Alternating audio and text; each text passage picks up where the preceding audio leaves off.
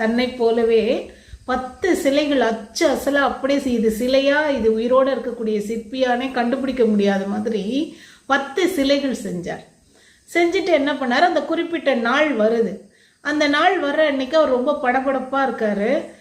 ஒரே பரபரப்பாக ஓடிட்டு இருக்கார். என்ன செய்யுதுன்னு தெரியலையே, என்ன பண்ண போகிறோன்னு தெரியலையே, அவ்வளோதான் நம்ம ஆயுள் முடிஞ்சு போச்சே அப்படிங்கிற அந்த கவலையாகவே இருக்கார்.